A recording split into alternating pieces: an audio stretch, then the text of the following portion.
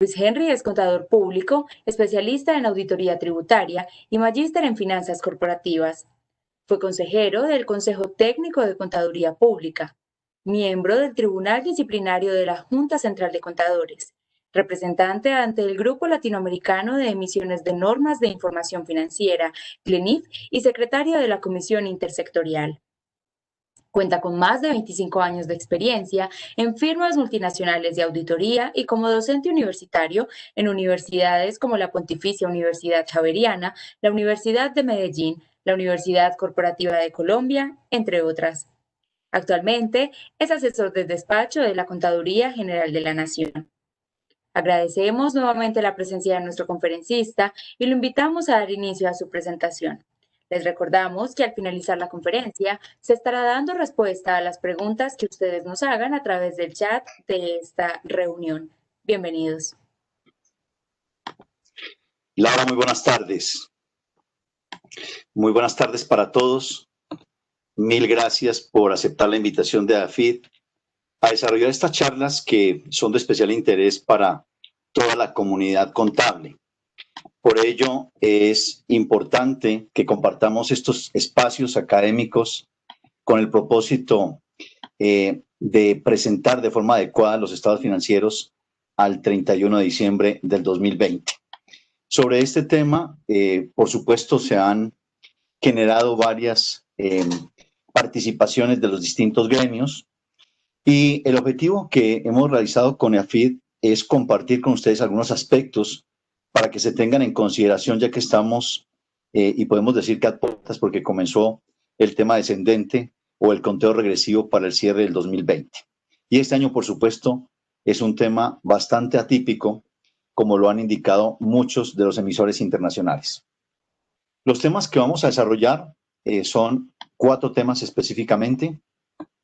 El primero, un tema de los antecedentes normativos, y en este caso en particular los emisores que tenemos en Colombia, y por supuesto lo que se ha indicado a nivel internacional y así por supuesto se ha demostrado en Colombia, es que no hay requerimientos de información adicional. La información que tenemos actualmente y las normas que tenemos actualmente son suficientes.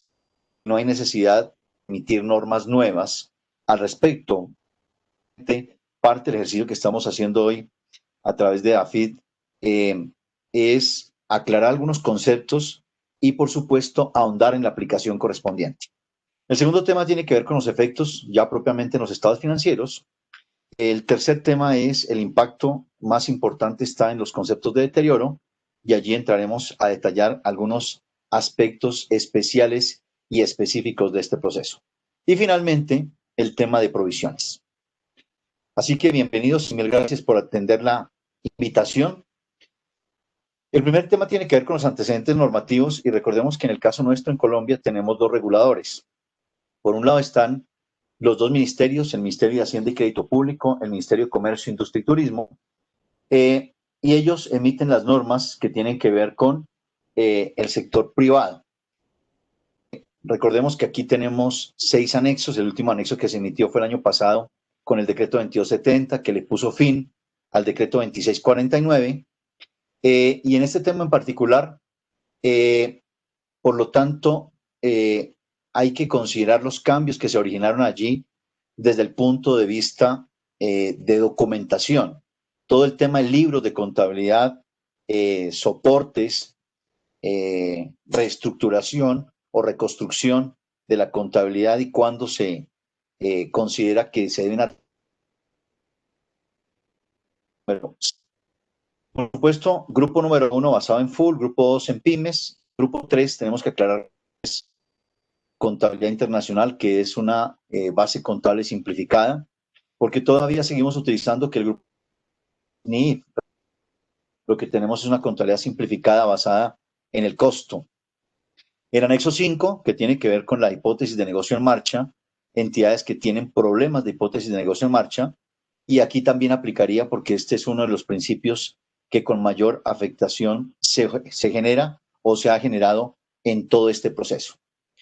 Y el anexo 6, como indicaba, lo que tiene que ver con el tema documental, o sea que aquí tenemos concentradas todas las normas que tienen que ver con contabilidad, también están las normas de aseguramiento, el anexo número 4, para los 4 grupos. En este caso tenemos 4 marcos normativos.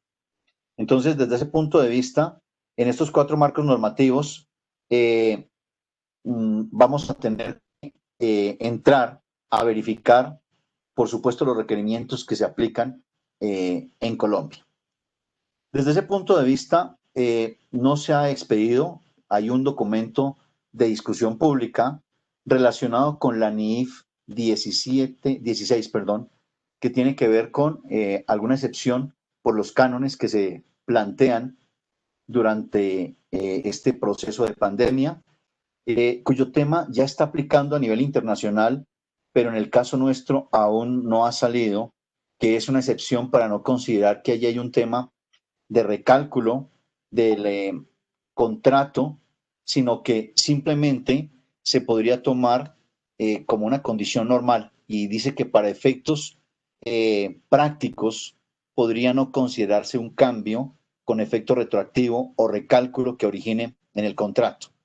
Sin embargo, este tema todavía no ha sido incorporado en la regulación en Colombia, razón por la cual cada entidad lo aplica de acuerdo con las condiciones que se han efectuado. La mayoría han utilizado el tema de descuento sin afectar, por supuesto, el flujo de efectivo que se origina por el contrato durante los meses que se presentaron como cierre, o que hubo alguna renegociación por parte de arrendador y arrendatario. Este es el panorama en el sector privado. En el sector público también tenemos 4 marcos normativos. Esto significa que esos 4 marcos normativos tienen que ver primero con la resolución 056. Esto aplica a entidades que cotizan y captan dinero del público. El marco normativo para entidades que no cotizan y captan dinero del público, que es la resolución 414, y aquí hay que aclarar que un tema es la resolución de clasificación, porque esto recién cambió el 31 de diciembre. Por lo tanto, las entidades siguen clasificadas en resolución 414, pero a partir del 1 de enero del 2020 aplican resolución 426. Y hubo varios cambios allí en ese aspecto. En el caso concreto de la resolución 533, que es para entidades de gobierno, hoy aplica la resolución 425. Y en el caso de las entidades que aquí sí están en liquidación, es la resolución 461. ¿Y por qué hago referencia a estas dos? Porque estas cambiaron 425 y 426 a partir del 1 de enero por un tema estructural que hizo la contaduría después de casi 5 años y actualizó con las normas versión 2017, y hay varios aspectos que cambiaron allí, razón por la cual, además de los cambios que se originan por efectos del COVID, las entidades tanto 414 como 533 tienen cambios específicos en las políticas contables. En cada una de ellas hay varios cambios de políticas, ajustes en temas de revelaciones, incorporación de nuevas políticas que tendrían que tenerse en consideración. Esto es un tema, diría que está fuera del COVID, pero que hay que considerarlo para efectos del cierre del 31 de diciembre del 2020. Ahora, hoy tenemos 7 marcos normativos. Desde ese punto de vista, al tener 7 marcos normativos, claro, 4 en el sector público, 4 en el sector privado, pero hay uno que se traslapa, que es el del marco normativo para empresas que cotizan o captan en el mercado público de valores. Entonces, realmente tenemos 7 marcos normativos.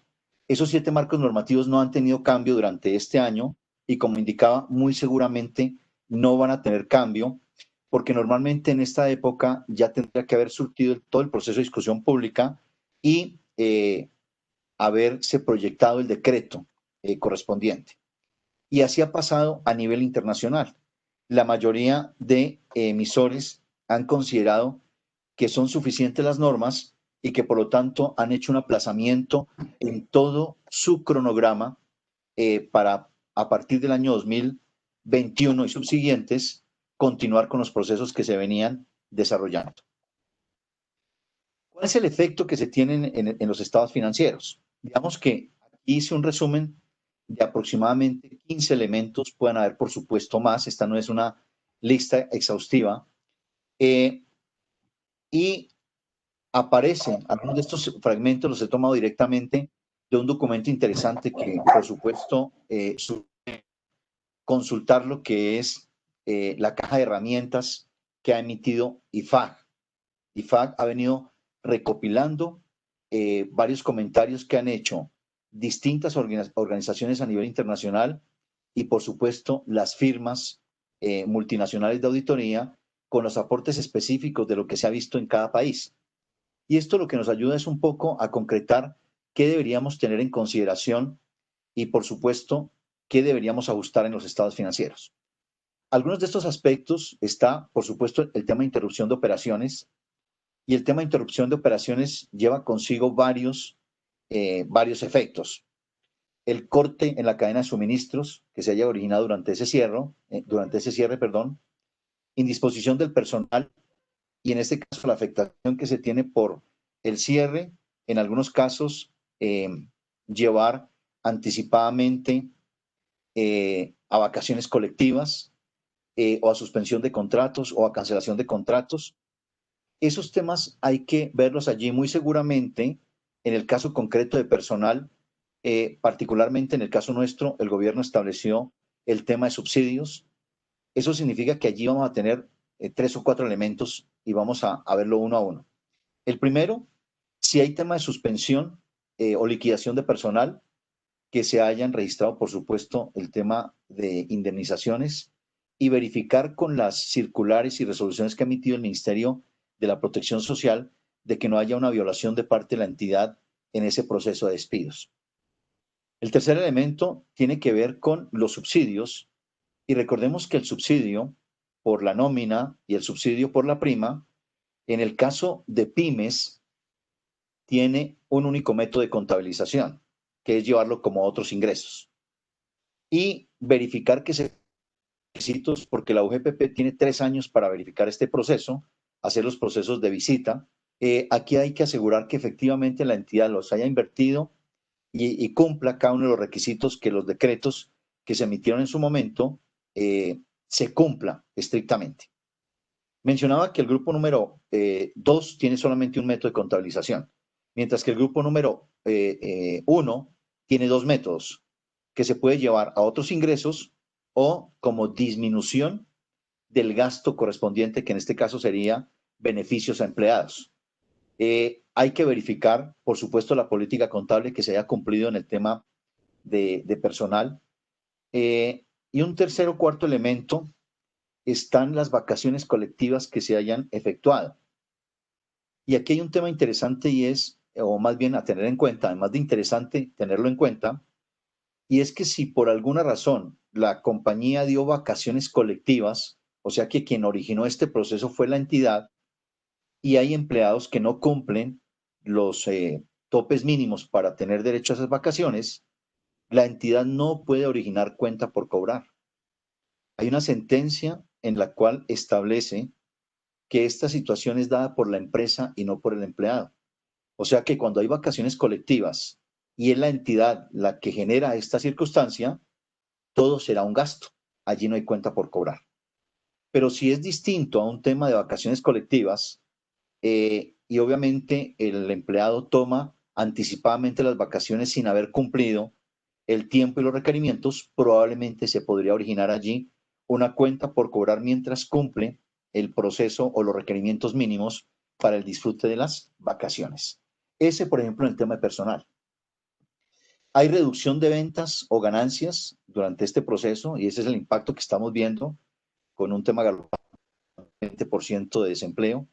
El tema de cierre de instalaciones y tiendas, por supuesto, conlleva a ese proceso, a que se originen algunos aspectos adicionales. Y esto cuando estoy diciendo aspectos adicionales es que el cierre lleva consigo otros elementos. El efecto que tiene en los inventarios, el efecto que tiene en la propia planta y equipo, etcétera, por el cierre de las instalaciones. Hay un retraso, por supuesto, en la expansión y en el negocio. Eso significa que la planeación estratégica aquí es muy pocas las entidades a las cuales le aplica y se está cumpliendo, porque como todo proceso de crisis hay situaciones adversas para algunos, pero para otras industrias hay situación positiva. Algunas entidades, por supuesto, hoy tienen imposibilidad de obtener financiamiento y los planes de reestructuración, pero en caso de llegarlo a tener, hay que considerar siempre que si hay nuevos créditos, porque cambiaron las condiciones, hubo reestructuración, refinanciación de los créditos, las entidades tienen que dar de baja el anterior crédito y constituir el nuevo crédito.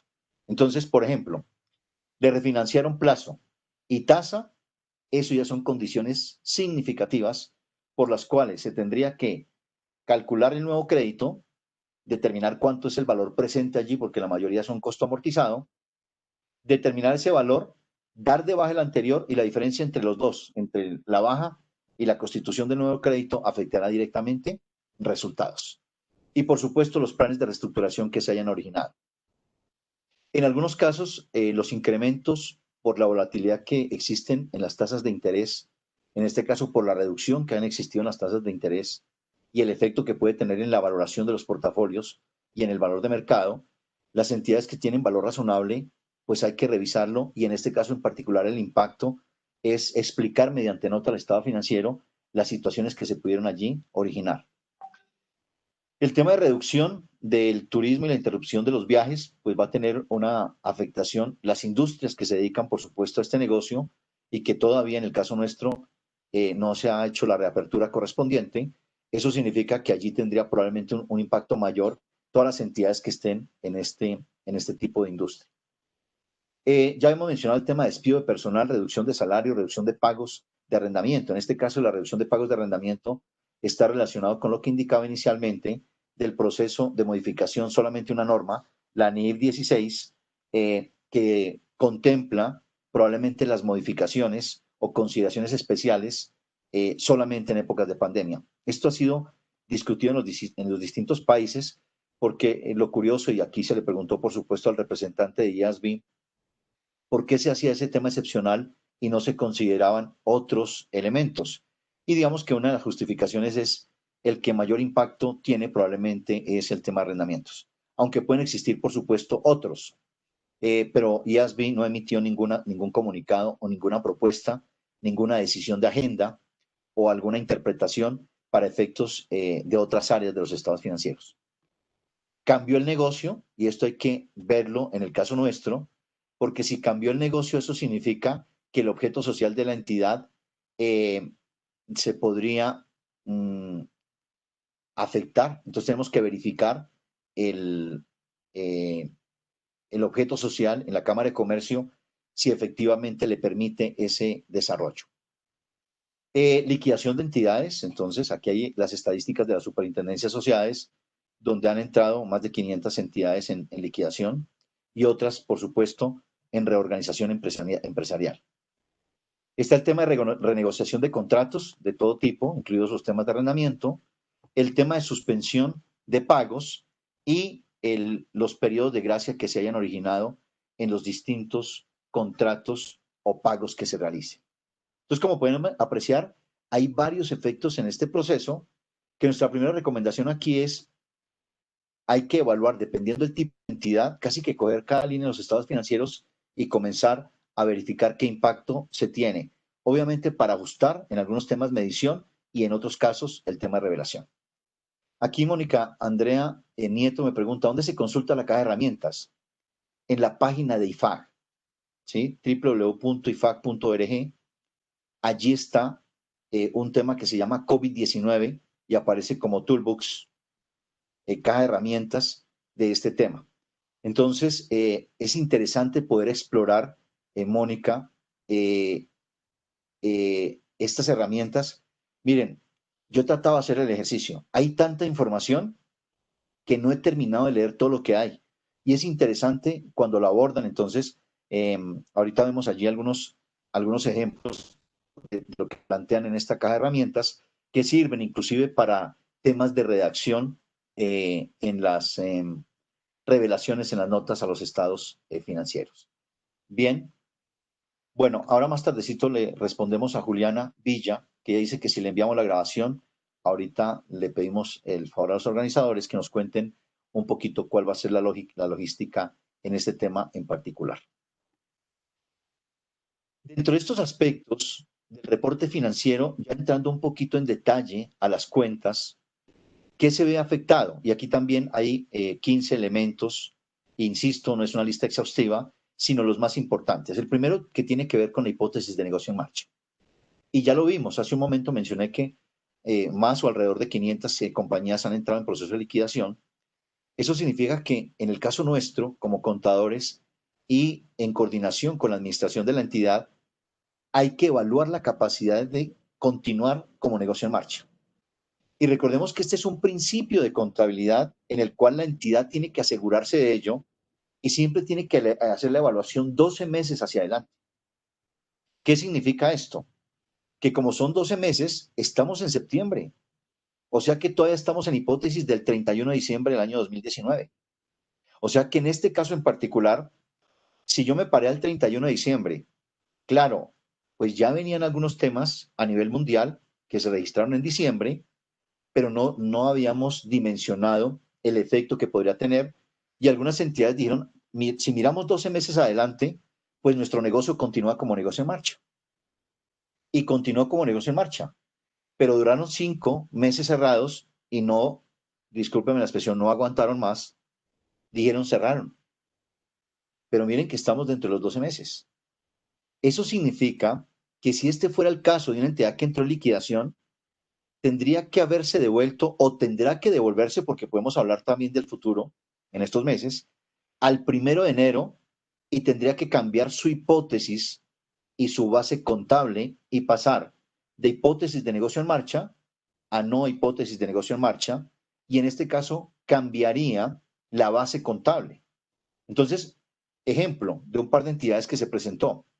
Entraron en liquidación en el mes de julio, pero al 31 de diciembre hay suficiente evidencia que decía que sí, 12 meses, pero digamos que nadie podría adivinar el futuro en esta condición y cuando se hizo el 31 de diciembre no se conocía lo que conocemos hoy. Pero la entidad entró en liquidación, no aguantó más, entró en liquidación. ¿Qué tiene que hacer aquí la administración? Como entró en julio, eso significa que se tiene que devolver al 1 de enero del 2020 y hacer un ESFA y tomar el estado financiero del 2019, hacer el ajuste al anexo número 5 o decreto 2101, que es cambiar toda la base de la contabilidad de propósito general a una base de carácter especial donde está basado en valor neto de liquidación. Entonces ya no aplico valor razonable, sino que aplico valor neto de liquidación. Ya no hay depreciación, ya no hay provisiones. En este caso se contabilizan todas las contingencias. Entonces eso significa que hay cambios importantes porque la empresa ya no continúa como negocio en marcha. ¿Y por qué tendría que devolverse? Porque recordemos que el periodo contable nuestro son 12 meses y tiene que ser uniforme y comparable. Y no tendría sentido cerrar junio como hipótesis de negocio en marcha y arrancar julio, porque el tema es cómo terminaría el 31 de diciembre.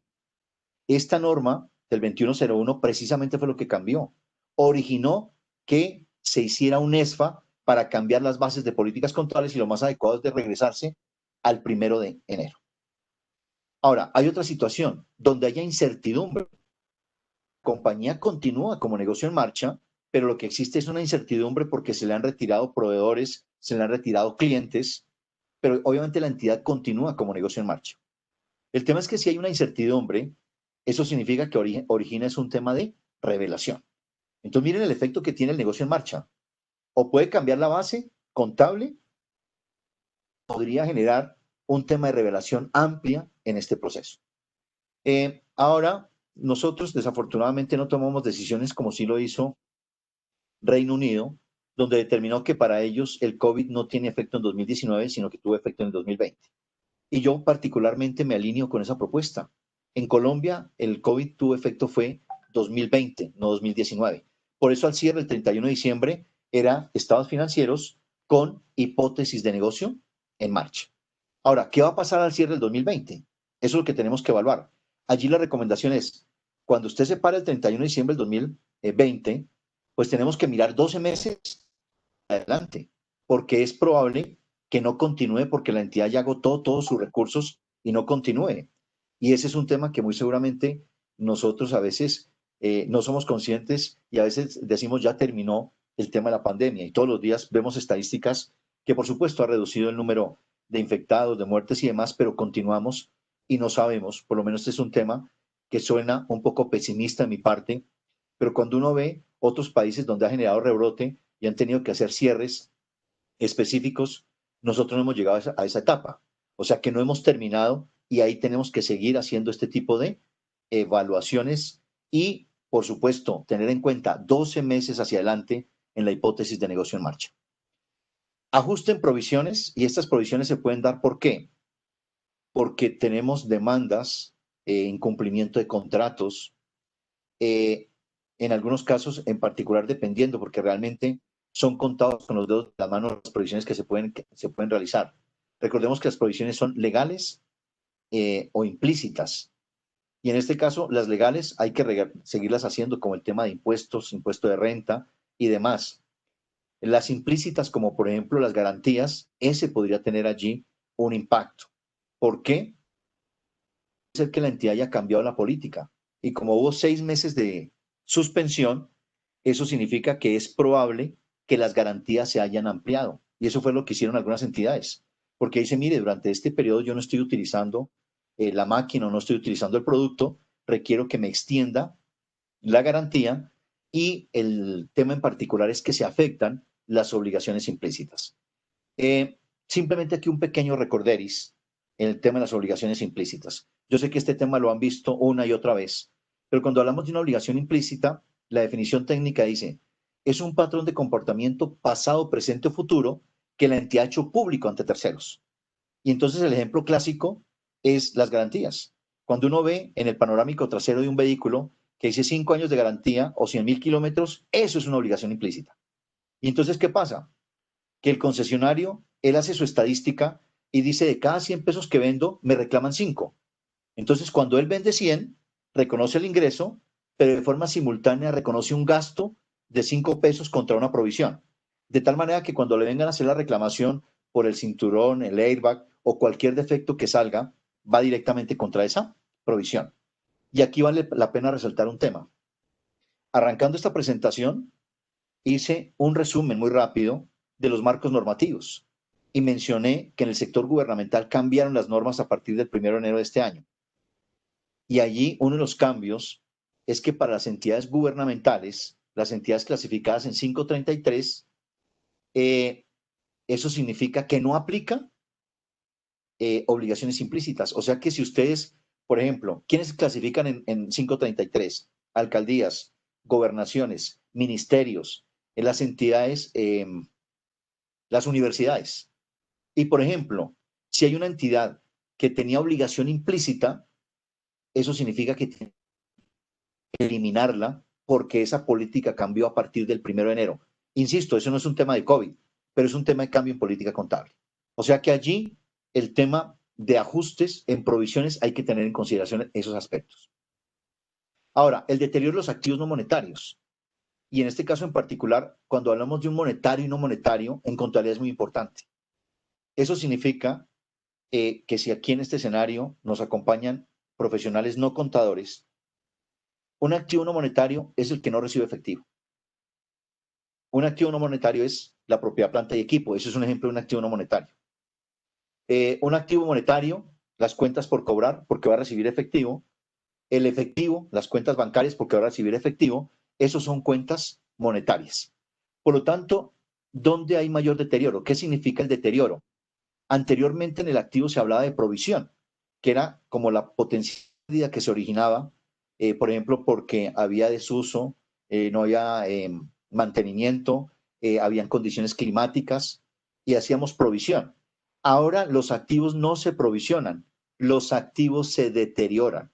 La provisión es un concepto eminentemente pasivo, o sea que hay provisiones pero en el pasivo. Entonces aquí tenemos que verificar que, por ejemplo, los activos no monetarios, la propiedad, planta y equipo, durante los 5 meses de para que tuvo la entidad, puede tener mayor nivel de deterioro. Y noten, por eso es que quienes tienen vehículo se les recomienda estarlo encendiendo cada cierto tiempo porque los líquidos se bajan. Entonces, eso significa que quedan descubiertos ciertas partes que al encenderlo no lubrican de manera inmediata y hay probabilidad que se dañen. Y aquí es interesante porque traigo a colación en el tema de la industria aérea, por ejemplo. El nivel de mantenimiento de un avión es mucho más alto cuando está quieto que cuando está volando, precisamente por ello. Entonces, eso significa que cada entidad, y aquí, por ejemplo, la industria que se dedica a la producción, hay que revisar. Conocí un caso aquí en Bogotá en el cual la entidad, para encender nuevamente la maquinaria, duró una semana y les tocó cambiar varias piezas porque obviamente se afectaron. Era una maquinaria que estaba prendida los 365 días al año, pero en este caso tomaron la decisión de que no había producción, suspenderla, y les costó dinero y tiempo iniciarla, y eso originó, por supuesto, conceptos adicionales de deterioro. Las provisiones por pérdidas esperadas. La pérdida esperada aplica únicamente para el sector financiero, para entidades que tienen cartera de créditos. La pérdida esperada se desarrolla a través de ciertas metodologías. Hay una metodología que se llama pérdida esperada simplificada o pérdida esperada general, y allí se hace a través de comportamientos históricos y se prevé obviamente una pérdida esperada. Eso significa que, por ejemplo, alguien tiene un crédito y está al día, pero probablemente por factores que le han colocado a este deudor tiene algunas situaciones particulares de reportes y demás, aún estando al día, esa cuenta por cobrar o esa cartera de crédito podría tener eh, deterioro adicional. La presentación y validación final de los estados financieros. Entonces hay que revisar los 4 estados financieros más las notas y obviamente verificar que ese comportamiento que se originó atípico durante este año esté revelado. Otro aspecto es la medición de valor razonable 3. ¿El valor razonable qué es? Casi siempre confundimos y decimos valor razonable es valor de mercado. Ahí yo les sugiero a mis colegas contadores que tengamos cuidado al utilizar el término. El valor de mercado es un referente del valor razonable. El valor razonable es, la definición dice, precio de intercambio de un activo, cancelación de un paso, entre partes interesadas debidamente informadas en una fecha determinada. Y entonces, eso es valor razonable. O sea que cuando yo verifico en el mercado y dice, mira, hay una venta de un vehículo que vale 40 millones de pesos, pero nosotros como buenos colombianos, ¿qué decimos? Y con descuento, llegamos a un precio de 38 millones. Eso significa que 38 millones es el valor razonable porque es el precio de intercambio. 40 fue el referente, pero 38 fue el precio de intercambio. Entonces, en valor razonable hay 3 niveles. El nivel 1 son precios cotizados, que es todas las entidades que tienen en un mercado público de valores en una bolsa. El segundo nivel son datos observables, o sea, lo que uno puede observar en el mercado. Por ejemplo, un dato de nivel 2 es el valor del metro cuadrado de una edificación. Eso es valor nivel 2. Pero valor de mercado nivel 3 es el que se origina por entidades que no tienen valor de mercado. Y en este caso, el nivel 3 lo originan las entidades. Como un ejemplo sencillo, donde más nivel de mercado 3 se da es en los agricultores, porque en este caso crean injertos de nuevas frutas y sale una nueva fruta al mercado. Entonces yo en este caso siempre coloco allí como ejemplo es que allí un agricultor toma una papaya y una pera y dice, voy a sacar la papaya pera. Y digo, ¿ustedes conocen una papaya pera? Y dice, no. Pero yo veo por primera vez esa fruta en el mercado y pregunto, ¿qué es? Y me dicen, la papaya pera. Y yo le digo, ¿cuánto vale el kilo? Y me dice 5.000 pesos. Y yo saco mi billetera 5.000 pesos y lo pago. ¿Qué acabo de hacer? Activar el valor de mercado. Pero el cálculo de los 5.000 pesos es nivel 3, porque allá el agricultor dijo, bueno, pues como una papaya vale 10.000, ¿cierto? Y la pera vale 5, entonces 10 más 15, y hago un promedio, pero le rebajo. O sea, todo lo que hizo allí fue un método para calcular los 5.000 pesos. Que de hecho hay una fruta, eh, el melocomango, o el melocomango, que una actriz o una periodista prestigiosa ha estado comercializando. Eso no tiene valor de mercado. ¿Quién lo originó? ¿Quién hizo ese injerto y colocó esa fruta al mercado? Eso es valor de mercado nivel 3, lo originan las empresas. Eso significa que no hay mercado activo. Bien, entonces aquí hay que tener cuidado en esos temas porque como entre comillas, se desactivó durante 5 meses, puede tener impacto en la medición de valor de mercado, valor razonable nivel 3. Está la provisión de contratos de carácter oneroso. Este sí que aplica. Entonces, ¿qué es un contrato de carácter oneroso? Si aquí en esta sesión hay abogados, vamos a tener una pequeña diferencia porque no es lo mismo contrato de carácter oneroso desde el punto de vista contable, probablemente al punto de vista legal. Un contrato de carácter oneroso es muy sencillo. Es aquel contrato que al ejecutarlo son más los gastos que los ingresos. Y eso está pasando con los arrendamientos. Entonces, ¿qué sucede? Que en un arrendamiento no llegamos a un acuerdo con el arrendador y entonces en este caso me toca seguirle pagando. Pero el local está cerrado, pero tengo que pagarle los 10 millones de pesos. Entonces, ¿qué sucede? Estoy generando un gasto de 10, pero ¿cuánto es mi ingreso? Cero. Ese es un contrato de carácter oneroso. Los gastos superan los ingresos. Entonces, esto anteriormente, uno en la academia, y aquí si tengo algunos colegas como Germán en la academia, eso significa que allí nosotros siempre lo decíamos de manera teórica, pero hoy ya tenemos ejemplo. Y entonces, ¿qué sucede con un contrato de carácter oneroso? Asumamos que usted firmó un contrato el 1 de enero y firmó el contrato por 2 años, y en este caso no se puede cancelar el contrato. El arrendador dice, no señor, aquí hay un contrato. Eso significa que tenemos una cláusula y por ahí la cláusula dice que en caso de incumplimiento en alguna de las dos partes, la una le paga a la otra y dejaron una cuantía supremamente alta, diciendo 3 veces el contrato. Entonces, desde ese punto de vista, pues el señor no le queda más remedio, dice, no, pues yo prefiero seguir pagando que pagar la cláusula de rescisión de ese contrato. Entonces, en un contrato de carácter oneroso, ¿qué sucede?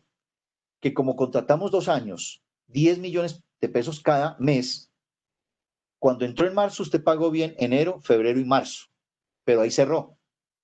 Se declara contrato de carácter oneroso. ¿Qué tenemos que hacer en la contabilidad? Coger los 21 meses que me quedan y traerlo a valor presente. Y lo reconozco todo en su totalidad porque es un contrato de carácter oneroso. Si no fuera carácter oneroso, pues yo sigo pagando y llevo al gasto 10 millones bancos, 10 millones bancos. Pero como lo declaré contrato de carácter oneroso, al hacer el flujo de caja descontado, y digamos que no hay incremento durante los 2 años, sino que todos los meses son 10 millones de pesos, tengo que traer 21 meses a 10 millones de pesos con tasa de mercado y digamos que ahí podría ser una tasa de mercado referente para un crédito y podríamos decir 18-19%. Si yo traigo todo eso, ejemplo que nos dé, no sé, 100 millones.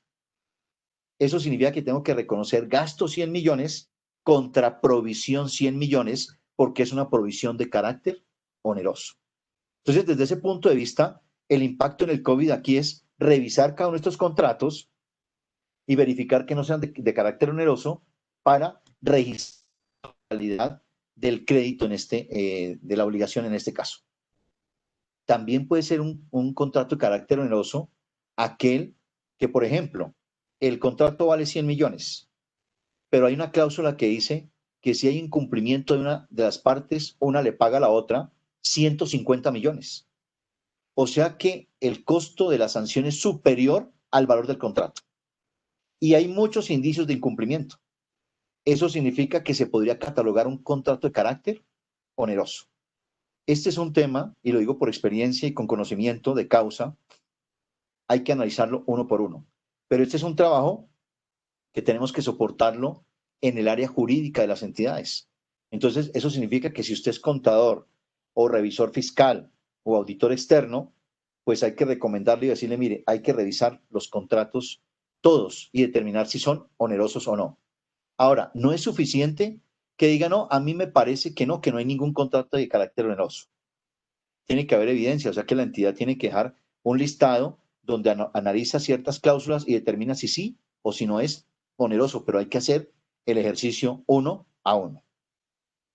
También puede haber un impacto por recuperación de seguros. Entonces, las entidades constituyen pólizas de seguro y no se han dado cuenta que probablemente por este tema de cierre está cubierto. Entonces, lo que puede existir es una recuperación por indemnización por lucro cesante, por ejemplo. Entonces, o daño emergente por esta situación que se generó. La recomendación es revisen las pólizas de seguro que tienen y verifiquen si da lugar a una reclamación a la aseguradora. En el tema de operaciones de cobertura, sobre todo en operaciones de cobertura por tasa de cambio o tasa de interés o flujo de efectivo, hay que verificar porque es probable que con esta condición bajó y probablemente la cobertura ya no se requiere. Entonces, eso significa que se tendría que cancelar la cobertura y eso tiene, por supuesto, un efecto en la contabilidad. Sobre el tema de beneficios a empleados, ya mencioné algunos de ellos, el tema de subsidios, el tema de anticipos de vacaciones, pero también el tema de indemnizaciones. Eso significa que si hay una indemnización, en este caso todo va al gasto. Nada se puede, entre comillas, diferir en este proceso porque no hay ninguna norma que permita ese diferido. Contingencias por acuerdos contractuales. Como hicimos el ejercicio de revisar todos los contratos de carácter oneroso, hay que revisar el acuerdo contractual de incumplimiento, porque puede ser que se hayan incumplido algunos contratos o le hayan incumplido. O sea que aquí podemos tener o un activo o un pasivo contingente. Recordemos que los activos o pasivos contingentes no se reconocen, solamente son revelaciones porque son potenciales o erogaciones o ingresos que va a tener la entidad, pero no tiene un tema de probabilidad, sino de posibilidad. Hay que analizar el tema de impuesto diferido, sobre todo el impuesto diferido activo, porque cuando se cerró el 31 de diciembre, se hizo una proyección de planeación estratégica con unos ingresos y unas condiciones antes de pandemia, y es probable que esas condiciones han cambiado totalmente, y entonces es probable que el impuesto diferido no se recupere. Entonces se tiene que evaluar y recalcular, y por supuesto esto afecta directamente el resultado. Ahora, en el caso del impuesto diferido, tener cuidado porque se ha generado en el mercado una situación bastante particular. No estoy hablando de temas genéricos, simplemente como ejemplo específico, es que las entidades que hacen medición de sus activos y de sus pasivos a valor razonable con efectos en el ORI. ¿Qué es el ORI? El ORI es el otro resultado integral, son partidas específicas que están en las normas, que era lo que anteriormente llamábamos utilidades o pérdidas no realizadas. Entonces, eso va al patrimonio y se presenta en el ORI. Eso significa que, por ejemplo, las entidades que tienen medición de propiedad, planta y equipo al modelo de revaluación, ese efecto va al ORI, pero eso automáticamente origina impuesto diferido, por lo tanto, el impuesto diferido de esa revaluación también va al ORI, no va a resultados. Entonces, hay que tener cuidado en desagregar el impuesto diferido de resultados y del ORI. Como hay probablemente cambios en el valor de mercado, automáticamente se va a afectar el impuesto diferido. Bien. Hechos posteriores al cierre, aquí nos estaríamos anticipando porque esto sería año 2020 y hay que evaluar cuándo la entidad estaría emitiendo el estado financiero para determinar cuál es el periodo. En contabilidad subsecuente o un hecho posterior, todo lo que suceda desde el cierre del ejercicio, o sea, 31 de diciembre del 2020, hasta la emisión para publicación y aprobación del estado financiero. Si la entidad tiene en su manual que los estados financieros son aprobados por la Junta Directiva los 20 de febrero de cada año, ese periodo del 1 de enero al 20 de febrero es un evento subsecuente que hay que evaluarlo. Si origina ajuste o si origina revelación. Y tendría que devolverme al 31 de diciembre del 2020 a ajustar estos hechos que se produzcan en el 2021. El tema de valoración de inventarios, porque como quedaron los inventarios congelados durante 6 meses, esto puede originar pérdida. ¿Por qué? Por no rotación, por las condiciones, porque se vencieron, o sea, pueden haber N situaciones. Entonces, hay que aplicar allí el valor neto de realización y existir adicional en el tema de inventarios. Y finalmente, la revelación por riesgo, liquidez, mercado y crédito. Y en este caso en particular, hay que hacer revelación. ¿Qué pasa con el riesgo de liquidez, de mercado y de crédito que tiene la entidad? Eso significa que este año hay que hacer una revelación amplia e indicar cómo impactó el COVID-19 en cada uno de estos riesgos. Entonces, por ejemplo, riesgo de crédito es que no le paguen. Riesgo de liquidez, que no tenga acceso a los créditos bancarios. Este tipo de situaciones, si eso sucedió, hay que revelarlo porque se van a afectar todos los indicadores financieros. Entonces, este es un tema, por ejemplo, espero que sea una crítica constructiva, y es, noten que, por ejemplo, cámaras de comercio no han dicho nada sobre la reconsideración de los indicadores del RUP. Y entonces, ¿qué va a suceder? Puede ser que algunas empresas queden en desventaja al presentar indicadores. Hoy no se ha hecho ninguna reformulación a ese punto. Además que hay otra circunstancia allí con el registro único de proponentes, que a veces los indicadores no están alineados con los nuevos marcos normativos. Entonces hay temas que hay que calcular, pero que hay que tomar la información de ciertas cuentas. No era como antes que uno tomaba directamente de una cuenta y así se calculaba el indicador. Hoy no. Caso concreto, costos por intereses. Porque como hablamos de 7 marcos normativos, eso significa que, por ejemplo, entre marco 1 y marco 2 hay diferencia en el tratamiento de los costos por intereses. Mientras que en el marco 1 se puede capitalizar los costos por intereses, en el marco 2 no, todo se lleva al gasto. Entonces, si yo voy a hacer un ejercicio de gasto sobre activos o gasto sobre utilidad, pues miren que en el caso del grupo número 2, él sí tiene gasto, pero el grupo número 1 no.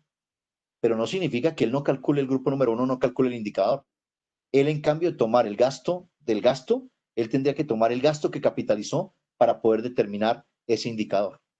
Entonces, desde ese punto de vista, aquí también se van a ver afectados los indicadores que, como recomendación, es importante que se coloque el impacto que tienen los indicadores por efectos de los estados financieros y lo que afectó el COVID-19.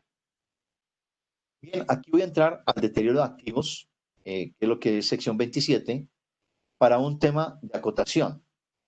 Esto pasa tanto en el grupo número 1 como en el grupo número 2, pero lo traje aquí específicamente en el grupo número 2. Y es, esta norma de deterioro aplica para todos los activos, excepto aquellos que están cubiertos por otras secciones. Eso significa que la sección 27 es deterioro de activos. Esta aplica para todos los activos excepto para los siguientes.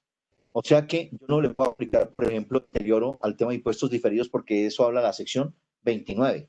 O el tema de beneficios a empleados, o sea, los activos que se tienen para soportar, por ejemplo, los pasivos pensionales. Eso va por sección 28.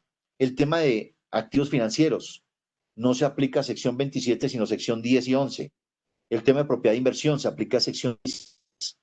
El tema de activos biológicos, los que estén en esta industria, se aplica a la sección 34. Y el tema de los activos aptos o de contratos de construcción se aplica a la sección 23 en el tema de ingresos. Entonces, desde ese punto de vista, hay que tener en consideración que el deterioro tiene unas condiciones particulares para cada tipo de activos. Entonces, veamos rápidamente el tema de cuentas por cobrar. Recordemos que en el tema de cuentas por cobrar no cambia la norma. ¿Dónde estaría el impacto del COVID-19?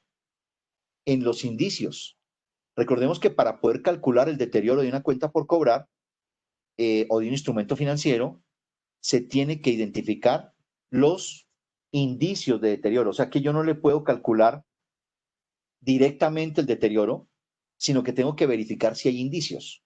Y ahí es donde está la clave. ¿Cuáles son los indicios? Entonces, tienen que revisar su manual de políticas contables.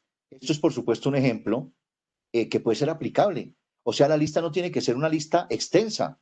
Usted puede arrancar con 4 indicios, o 3, o 5. Eso lo determina cada entidad y lo tendría que ajustar, por supuesto, en su manual de políticas contables. Razón por la cual cada cuenta lo podría hacer de manera global o lo podría hacer de manera individual. Entonces, desde ese punto de vista, cuando hablamos de forma individual, tendría que hacerlo a nivel de cada deudor. Este es un cambio. Si usted tiene un cliente, un deudor, y le tiene 200 facturas, y de esas 200 facturas, 100 están al día y 100 están en mora, eso significa que no le aplico a unas sí y a otras no. Yo lo que evalúo es el riesgo de crédito y evalúo es al deudor, no a cada cuenta. Entonces, eso significa que ya aquí no mido número de cuentas por cobrar, sino número de deudores, número de clientes. Y entonces, desde ese punto de vista, ¿qué hacemos? Verificamos si hay indicios de deterioro. Por ejemplo, ¿qué es un indicio de deterioro? Que el cliente se encuentra en proceso de reestructuración. Ojo con lo siguiente. ¿Cuál es el efecto del COVID? que usted anteriormente, probablemente, aunque pudiese ser una deficiencia, no le aplicaba deterioro a los clientes que estaban al día. Y usted le aplicaba deterioro eran los que estaban en mora, agregando algunos otros elementos. En este caso en particular, no. Entonces, desde ese punto de vista, cuando se encuentra en proceso de reestructuración, así el cliente está al día, hay un indicio de deterioro. El cliente, entonces yo podría decir acá, sí, se encuentra como indicio de deterioro. El cliente está reportado en las centrales de riesgo. Puede ser que el cliente esté al día conmigo, pero está reportado en categoría C con los bancos. Eso ya me está diciendo que probablemente, en mi caso, en algún momento puede entrar en default. Y digo, sí, el cliente presenta moras recurrentes en periodos superiores a 80 días. El cliente tiene pérdidas operativas recurrentes. Asumamos que no. Pero en este caso, el Manual de Políticas Contables indica que si un cliente presenta 2 o más indicios, hay indicio de deterioro.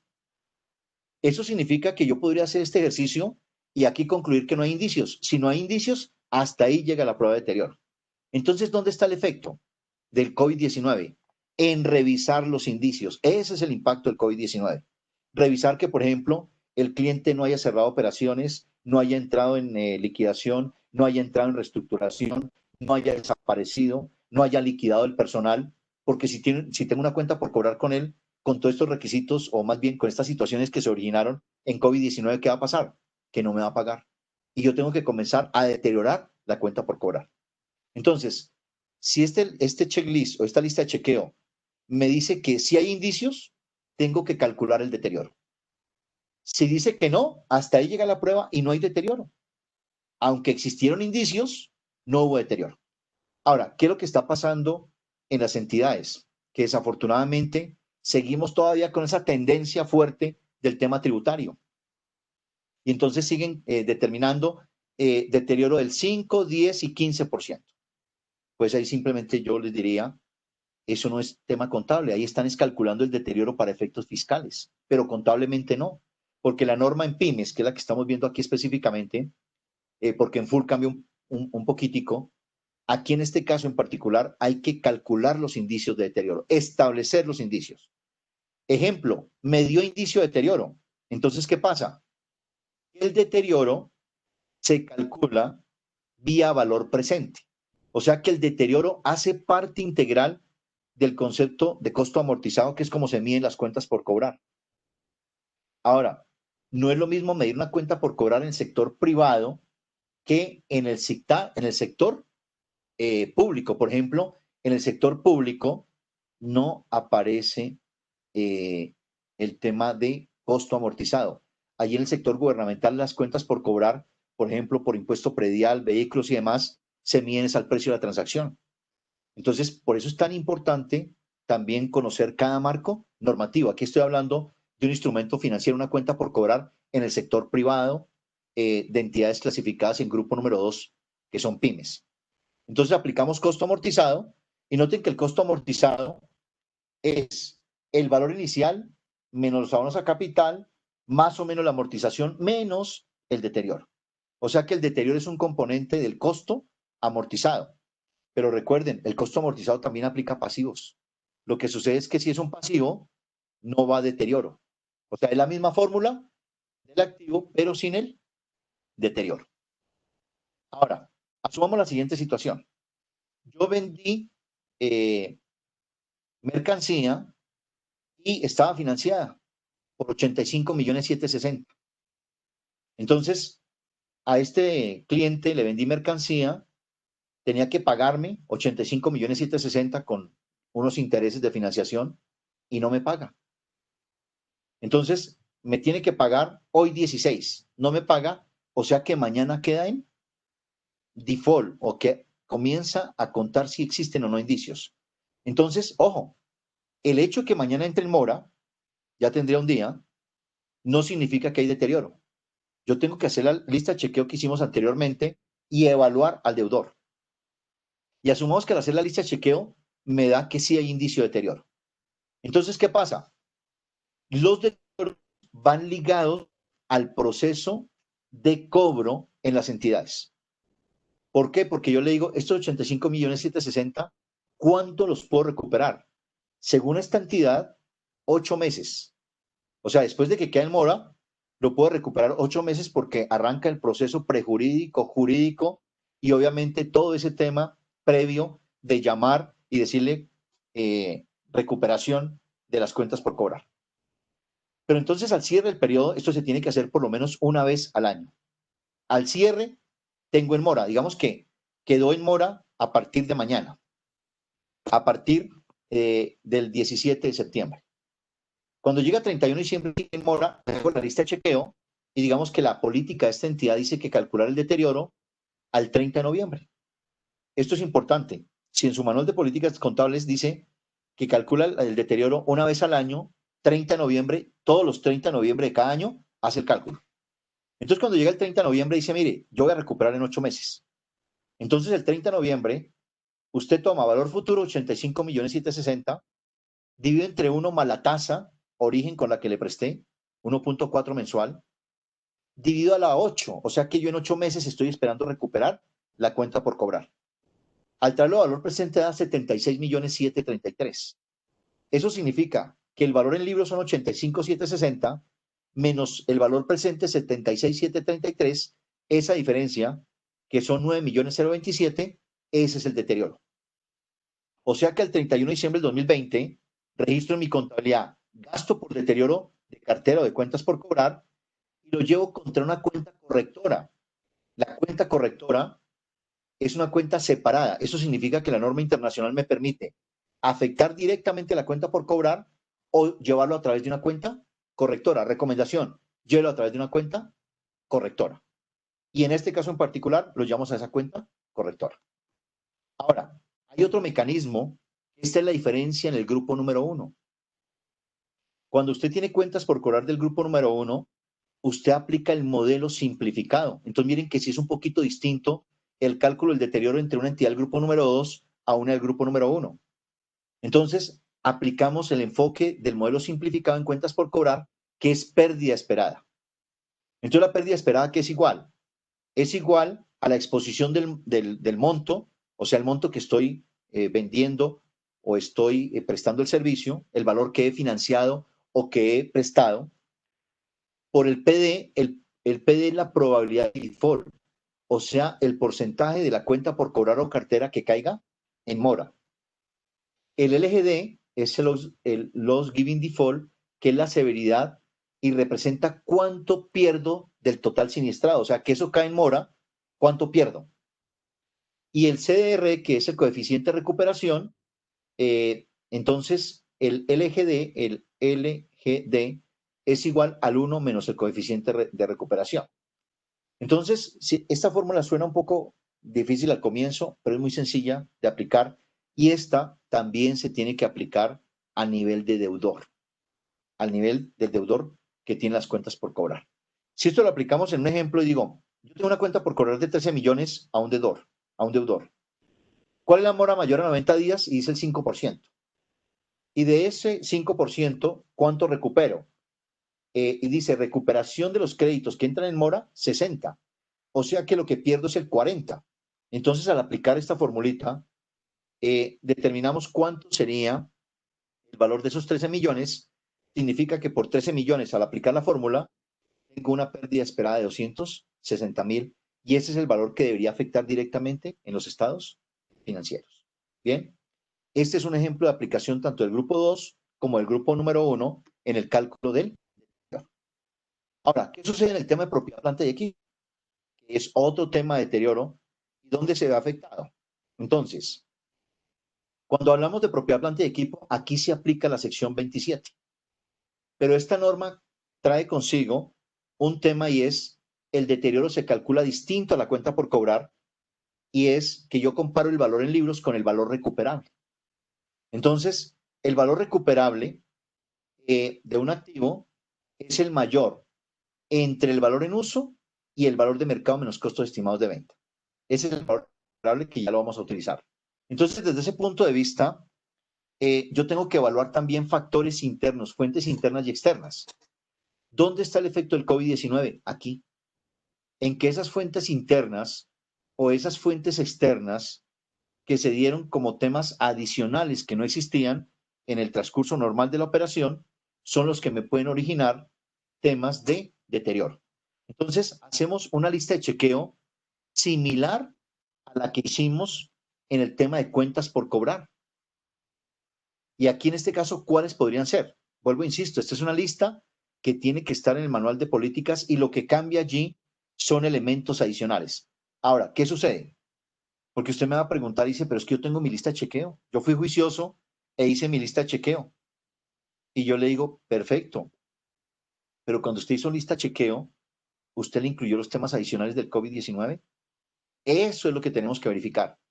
Pero además no tiene que preocuparse, porque como estos son estimaciones contables, en la contabilidad, las estimaciones contables siempre tienen efecto prospectivo, nunca retroactivo. Porque si fuera retroactivo tengo que hacer reexpresión y devolverme, pero sería muy difícil. La misma norma dice, señores, las estimaciones contables son prospectivas, no retroactivas. O sea que no pasa nada si usted traía un formulario en el año 2019 y le agrega 3 o 4 elementos por el COVID-19, no está cambiando la política, está cambiando la estimación. O sea que todo es prospectivo.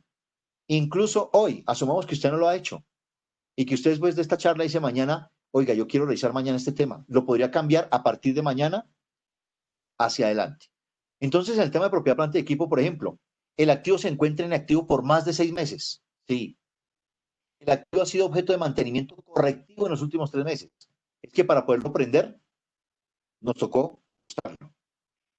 El activo no, ojo, el activo no ha sido objeto de mantenimiento preventivo. O sea que el mantenimiento preventivo de un activo es muy importante para el tema del deterioro. Y el activo ha sido objeto de incremento en los precios de mercado en más de un 6%. Digo, no, no ha incrementado. Y entonces, dentro del manual de políticas contables de esta entidad dice, si presenta 2 o más indicios, hay indicio de deterioro. O sea que esto es definición de la entidad. Yo podría decir si cumple más de 3, más de 4, más de 5. Eso es un tema que tiene que estar soportado en el manual de políticas. E insisto, esto no es una política, esto es una estimación. Por eso la puedo cambiar en cualquier momento y tiene efecto prospectivo. Aquí también el indicio se hace una vez al año. Y lo mismo, yo siempre recomiendo en estos casos, señores contadores, preparadores, revisores fiscales, sugieran que se haga con un corte, por ejemplo, 30 de noviembre. De tal manera que todos los 30 de noviembre hace deterioro de propiedad, planta y equipo y no le queda acumulado todo el cierre para el 31 de diciembre.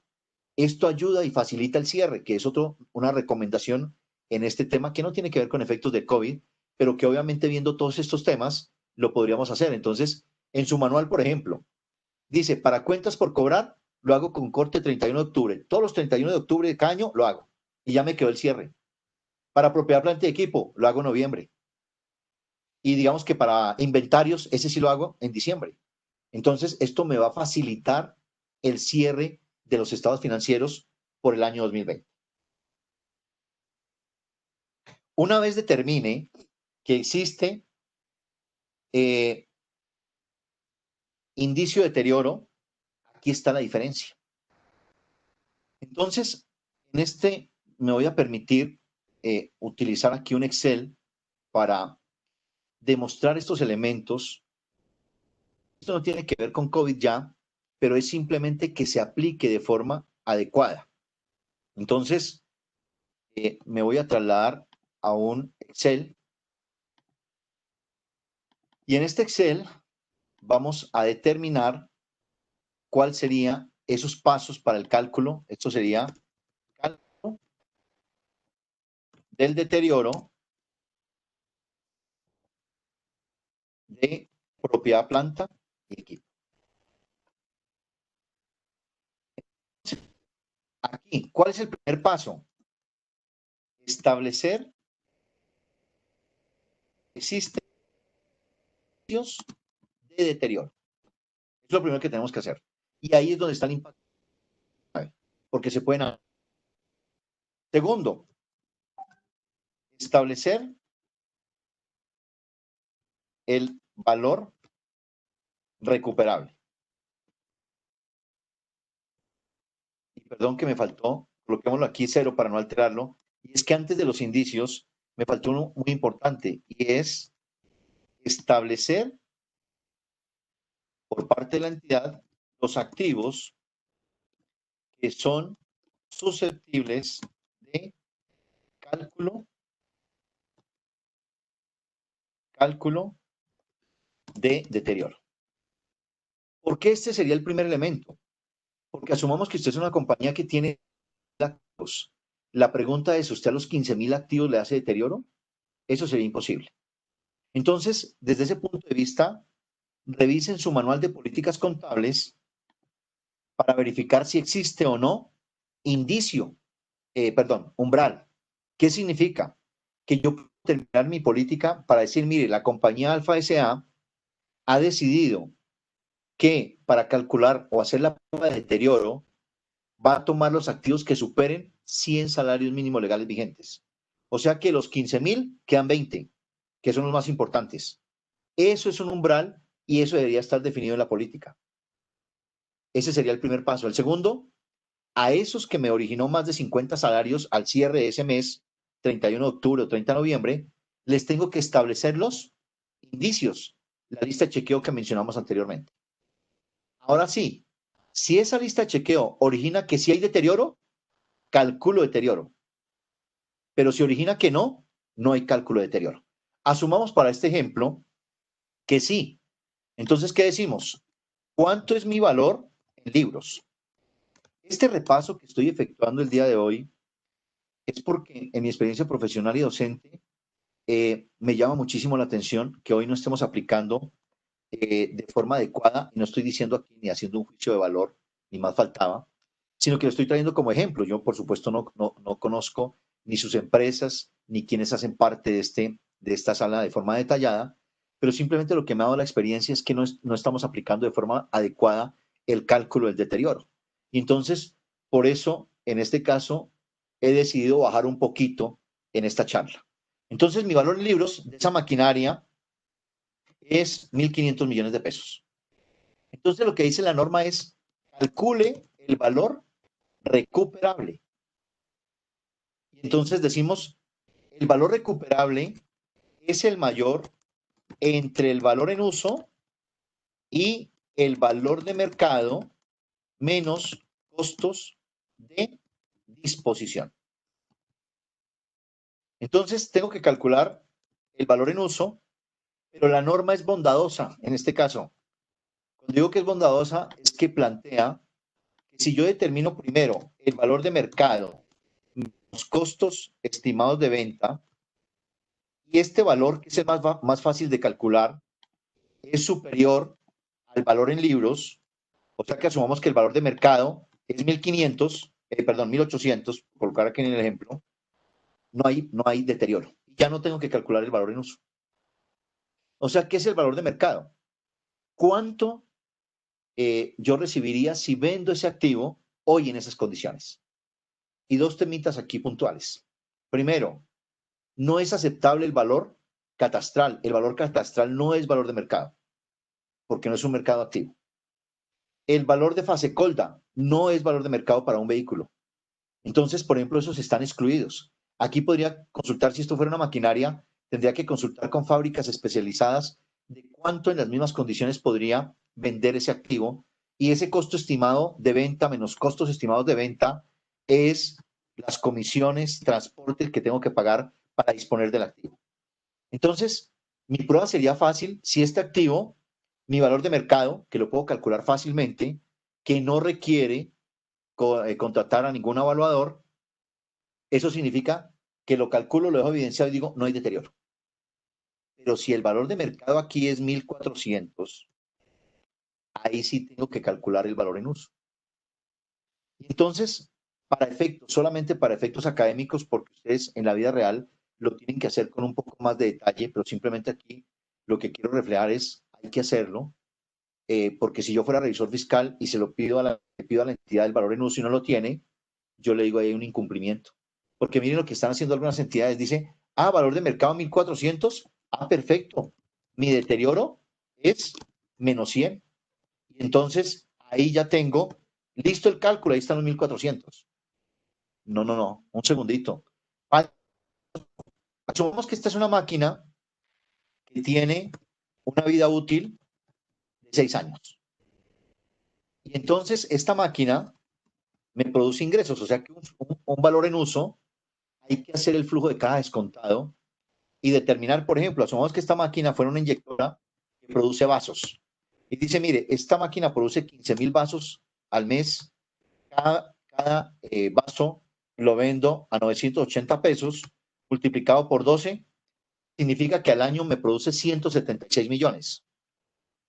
Y para producir ese vaso, tengo gastos en los cuales, para producir los 15,000 vasos, tengo un costo de 480 pesos. O sea que tengo un ingreso de 176 millones al año y de 86 de gastos. O sea que lo que me está dando la diferencia es el margen de contribución.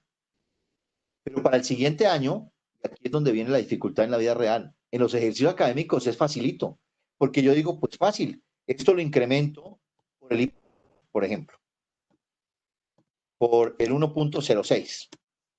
Y lo hago para todos los años y ya me quedó proyectado. Pero en la vida real yo tengo que verificar cambio de precios.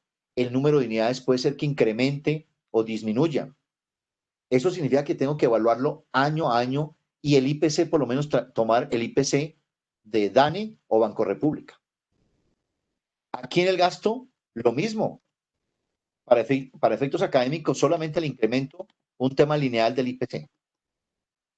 Pero en la vida real tenemos que verificar los costos, la mano de obra, la materia prima, los costos indirectos, los costos directos, si hay incremento o disminución. O sea, hacer un flujo de caja, hay que tener la proyección correspondiente del activo. Ahora, yo traigo valor presente. Entonces traigo valor presente y digo, tomo valor actual, tasa, este es otro tema que hay que discutir. ¿Con qué tasa lo voy a descontar? Entonces, desde ese punto de vista, yo diría valor de mercado, 18%.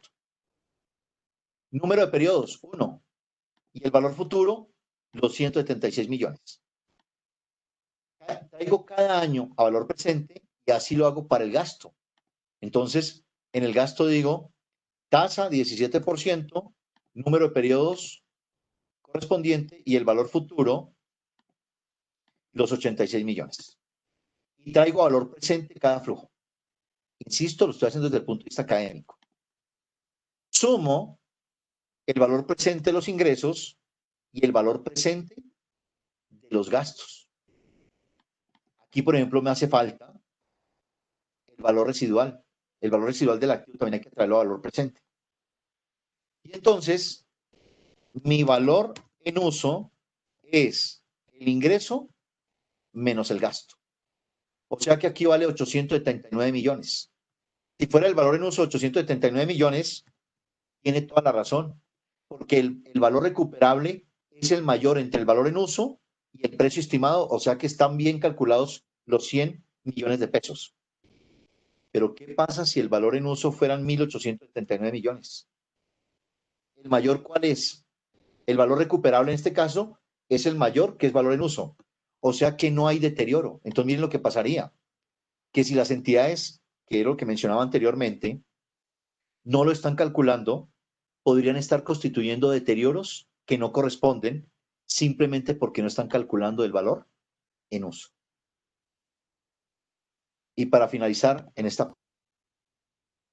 es mucho más fácil calcular las UGEs. ¿Qué es una UGE? Una unidad generadora de efectivo. Y en la unidad generadora de efectivo, lo que dice la norma es que es la unidad más pequeña capaz de producir flujo de efectivo. Entonces, siempre nos colocan allí, una UGE puede ser, por ejemplo, en Cerrejón, el tren, porque para poder transportar el carbón necesito la carrilera, la locomotora y los vagones. Y no pueden estar independientes porque los tres son los que se requieren y los que producen el flujo de efectivo. Entonces, eso puede ser un auge. Otro ejemplo muy sencillo de un auge, en una universidad. Si en este momento estuviésemos en un salón de clase allí en EAFID tiene unidades generadoras de efectivo. Y entonces yo digo, mire, primero tengo el edificio. Entonces el salón de clase de contaduría tiene 8 por 8. Es el salón de clase. Y ese salón de clase que está en el piso quinto cuesta 89 millones de pesos. Pero tengo muebles y enseres, los pupitres, los escritorios, que cuestan 45 millones de pesos. Ah, pero tengo equipo de cómputo porque está dotada la sala. Y entonces hay 40 equipos más el del docente, 41, más el videobin, y eso cuesta 245 millones. ¿Qué más tengo? Ah, tengo equipo de sonido.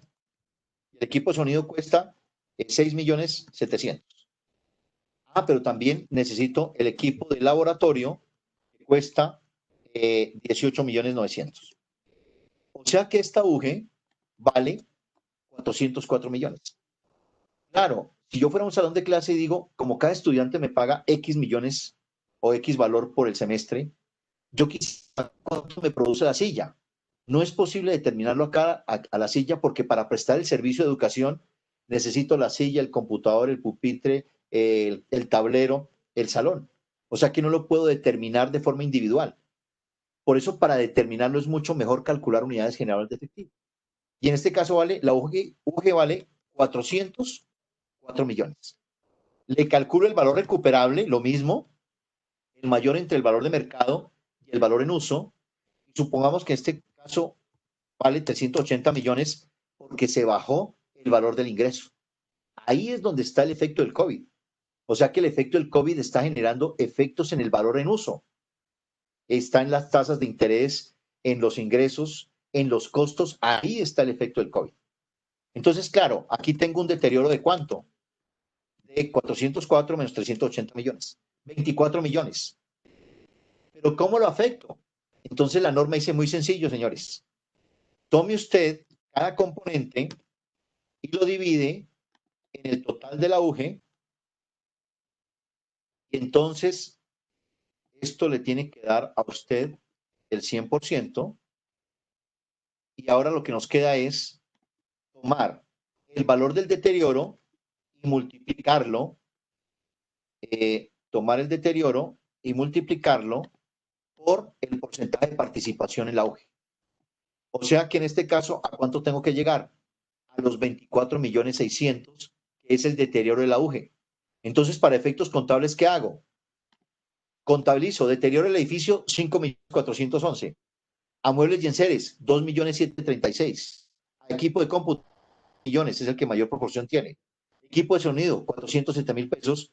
Y equipo de laboratorio, 1.149.000.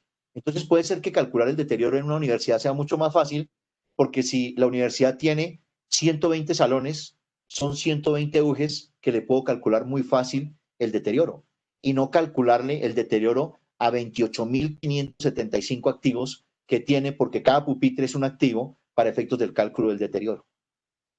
Entonces, si ustedes observan, en este caso en particular, el deterioro está en este punto, en los flujos de caja por el valor en uso. Bien. Y no quiero cerrar sin un punto que me parece importante en este aspecto, que es el deterioro del valor de los inventarios. En el tema del valor de los inventarios, recordemos que se miden al menor entre el costo y el BNR. El BNR es el valor neto de realización, que es el precio estimado de venta menos costos estimados de venta menos costos para terminar.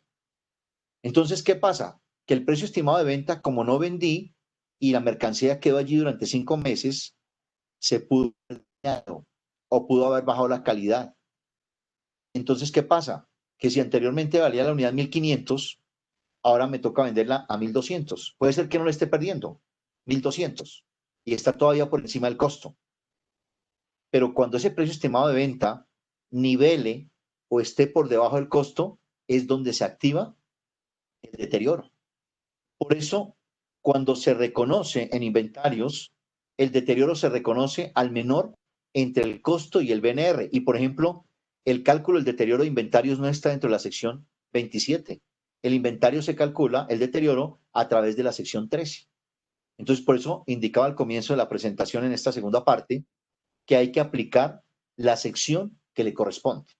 Y en este caso en particular, la diferencia entre el costo y el BNR es el deterioro. Y el tema de provisiones ya lo había mencionado al comienzo de esta charla, sin embargo, esta presentación se las vamos a compartir para que allí ustedes consideren que puede haber deterioro por incertidumbres que se originen en la fecha de pago o en el valor. Y este fue el ejemplo que di al comienzo de la charla sobre el tema de las obligaciones implícitas y el tema de los contratos de carácter oneroso. Ahí se ve el efecto de la provisión. Por eso, en este caso en particular, solamente hay dos clasificaciones: obligaciones legales y obligaciones implícitas. Bien, para ir cerrando, si tienen alguna pregunta, con todo gusto al chat, o si en algún tema en particular se quisiese abrir el micrófono para hacer una pregunta abierta, con todo gusto. Permítame que aquí tengo en el chat una pregunta. Bueno, agradecerle a un comentario que me envió Juan Pablo. Me dice Juan Pablo que él no es abogado, que él no es contador, perdón, pero que ha estado muy atento a la charla y que allí hemos dado algunas ideas. Mil gracias a Juan Pablo Urrego. Bueno, muy bien. Por acá tenía un comentario. Aquí Mónica Andrea me dice, si es IFAC, y ahorita les comparto exactamente dónde está la caja de herramientas. Liliana Hurtado me dice, en el caso de la universidad, ¿cómo afecta el tema del COVID en el cálculo del deterioro si ya los temas no son presenciales sino virtuales? Pues mira que puede afectar de manera mucho más fuerte porque, por lo menos lo digo como docente, en otras universidades lo que ha sucedido es que ya los activos no se están utilizando, porque estamos haciendo un tema que es dual, o sea, parte presencial y parte virtual. Digamos que, por ejemplo, en el caso de una universidad, el tema es que nosotros como docentes tenemos que desplazarnos a la universidad, o sea que nosotros sí utilizamos la instalación. Lo que pasa es que el aforo de los estudiantes es el 50% y el otro 50% está desde las casas. Entonces, ¿qué sucede? Que no hay utilización de pupitres. De hecho, la universidad le tocó adecuar y sacar pupitres, dejarlos allá en el cuarto de San Alejo. Eso significa que esos pupitres que sacaron del salón de clase, pues se sigue apreciando, que ese es otro tema, y mil gracias por la pregunta, Liliana, porque en este caso, el hecho de que yo no utilice el activo sigue depreciando.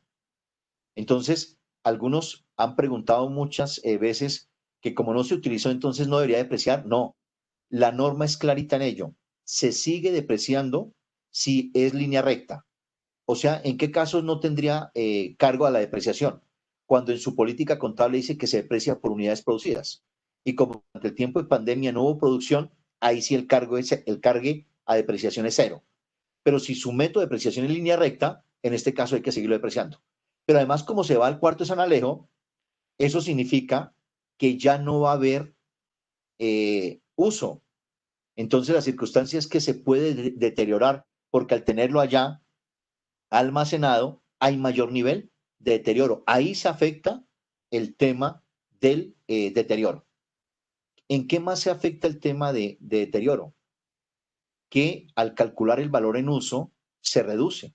Entonces noten ustedes que la mayoría de universidades, algunas de ellas dicen, mire, dimos el descuento del 30, del 20, del 50%. Entonces, ¿qué pasa? Que al calcular el valor en uso, el valor en uso disminuye. Y entonces, ¿qué puede llegar a pasar? Casi siempre el valor de mercado, sobre todo en bienes que ya están usados, pues es muy bajo. Entonces, ¿qué pasa?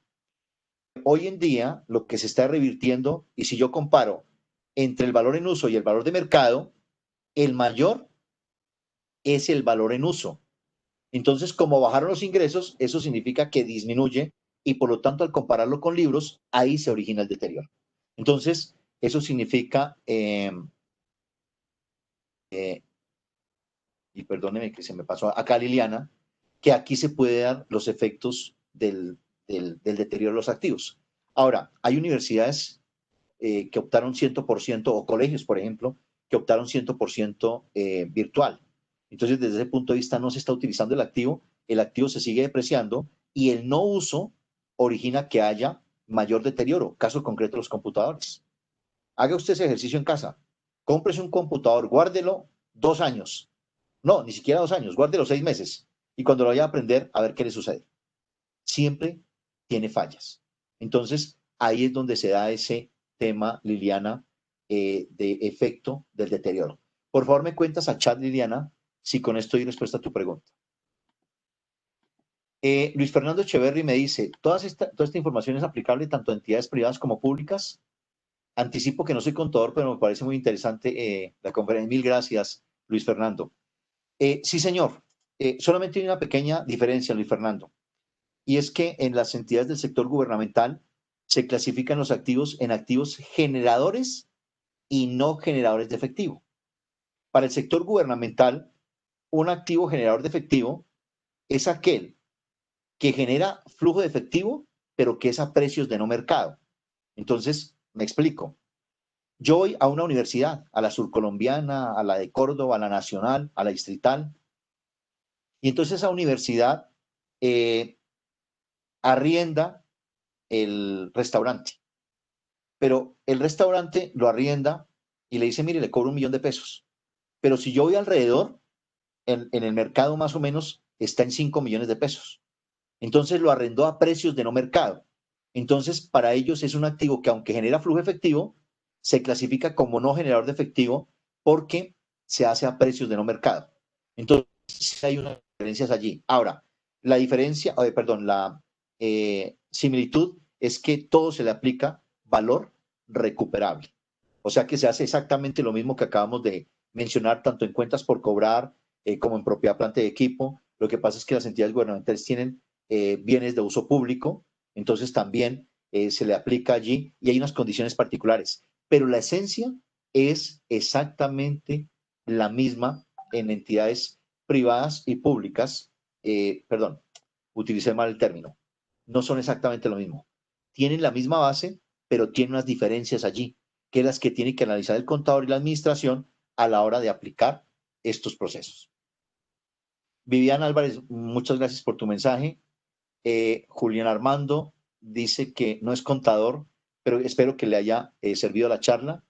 Mil gracias. Julián, que tampoco es contador, mil gracias. Ok. Bueno, ok, aquí ya tenemos son agradecimientos. Mira, aquí hay un tema de Jason Bustamante. Me dice Jason, yo soy ingeniero y trabajo en el sector de la construcción. ¿Le ha parecido interesante? En los estados financieros de los proyectos se afecta en el actual y mientras estoy en la conferencia. Ok, del proyecto. Mire que sí, en el tema de la construcción, como hubo suspensión, eso significa, y usted como ingeniero muy seguramente nos da ejemplos, porque usted dice en 6 meses, eso significa que la construcción se debilitó, porque es que no lo cubrieron durante ese tiempo y el sol y el agua afectó y entonces la resistencia se afectó y eso significa que hay que demoler y volver a construir esa columna o esa base. Entonces ahí es donde está el tema del deterioro adicional que se le tendría que aplicar, por ejemplo, a un tema de la construcción. Bueno, muy bien. Esto es lo que tenía preparado para ustedes el día de hoy. Quisiera saber si allí, en primera instancia, quisiera agradecerle, por supuesto, a este magnífico equipo de la universidad por la organización y la colaboración que tuve para esta charla. Aquí Andrea Leguizamón me dice, en el caso de la valoración de los activos en el caso de la valoración de los activos, donde hacer proyecciones a futuro tiene un alto grado de incertidumbre, ¿qué pasa en el caso de que se vuelva a realizar el ejercicio y no debía haberse realizado deterioro en meses anteriores? Afortunadamente, en este caso, Andrés, recordemos que la estimación contable tiene ese efecto prospectivo. O sea que aquí es, si me lo permiten, borrón y cuenta nueva. Eso significa que cuando yo hice anteriormente me dio deterioro, pero hoy al hacer la nueva proyección, no hay deterioro. ¿Qué tengo que hacer? Revertirlo. Y me parece muy interesante su pregunta, Andrés, porque no lo toqué. Y es que si yo revierto el deterioro, asumamos que en diciembre del año pasado, 2019, se constituyó deterioro, pero este año ya no es requerido. Entonces lo tengo que revertir. ¿Qué significa la reversión contable? Que tengo que devolver lo que hice. En contabilidad lo que se hace se deshace. Eso significa que aquí no hay otros ingresos. Eso es muy importante. Eso significa que el deterioro que devuelvo, el gasto y revierto el activo. Entonces, claro, ustedes me van a decir, pero es que yo el gasto lo cerré en el periodo anterior y no tengo nada en el estado de resultados y me queda un gasto negativo. Probablemente porque estamos pensando todavía en el registro contable. No pasa nada. Allá queda negativo, no pasa nada. Pero cuando usted lo presente, usted va a colocar una lineecita separada que diga reversión del deterioro y ya. Pero no hay otros ingresos, sino que es reversión del gasto correspondiente. Entonces, claro, lo que dice Andrés es, si vuelvo a realizar el ejercicio y no debía haber realizado en meses anteriores, no pasa nada, se revierte. Entonces, por eso es que se hace una vez al año. Ahora, la entidad lo puede hacer todos los meses. Y entonces en un mes sí, en otro mes no. Y lo que tiene que hacer es constituir o revertir, constituir o revertir. Por eso es que la norma dice, es obligatorio por lo menos una vez durante el periodo. Mil gracias por el comentario, Andrés. Gonzalo López me dice, una empresa que pertenece al grupo 2 puede, entre sus políticas, tomar el deterioro de cuentas por cobrar medios al costo amortizado y aplicar, perdón que se me subió acá, y aplicar deterioro por pérdidas esperadas. Miren, yo le diría que sí. ¿Por qué? Porque la circunstancia es que es una estimación contable y el tema es, yo podría aplicar la ascendencia. Pero ¿qué se va a encontrar allí, Gonzalo? Algunos colegas dicen no, porque está regulado en pymes, hay regulación de deterioro que es distinta a la que está en full. Pero mi propuesta y mi análisis es que estamos hablando de una estimación contable. Y la estimación contable, si yo la aplico porque refleja mejor la realidad y la fiabilidad de esa cuenta al cierre del periodo, yo lo podría aplicar y podría aplicar pérdida esperada para este cálculo. Yo no le veo ningún inconveniente. Más aún, esto me refuerza un comentario que hice atrás, Gonzalo, en el sentido que hay compañías hoy que desde hace 6 años aplican 5, 10 y 15 y no le han dicho nada. No significa que esté mal. Probablemente está más orientada hacia un tema fiscal. Y yo le digo, no está mostrando realidad económica. Pero en este caso podría aplicar esa fórmula que compartí con ustedes de la pérdida esperada y lo haría de forma global porque la norma también dice, usted lo puede hacer de forma individual o de forma colectiva. Entonces, sí lo podría hacer por pérdida esperada. Luis Pulgarín me dice, Luis Henry, por favor, ¿me puede hablar el tema de la incidencia del COVID en el caso de los despidos laborales y lo concerniente a esto? Sí, señor. En los despidos laborales hice referencia a 4 elementos. Voy a tratar de repetirlos cada uno de ellos. El primero es verificar el riesgo que se origina por haber despedido personal en tiempos de pandemia, porque habían directrices específicas del Ministerio de la Protección Social que no debería hacerse. Entonces hay que verificar si está justificado y demás. 2, que durante este proceso la entidad pudo haber enviado a vacaciones colectivas a los empleados y existir empleados que no cumplían el tiempo mínimo para disfrutar las vacaciones. Entonces allí lo que indiqué es que si por ejemplo enviaron a vacaciones colectivas durante ese periodo y ejemplo habían contratado a 3 personas en el mes de enero del 2020, pues estos funcionarios no tenían derecho a las vacaciones. Por lo tanto, ¿le podrían generar una cuenta por cobrar? No. Ahí arranca borrón y cuenta nueva. Entonces, todo lo que le pagaron durante ese periodo por vacaciones colectivas va directamente al gasto.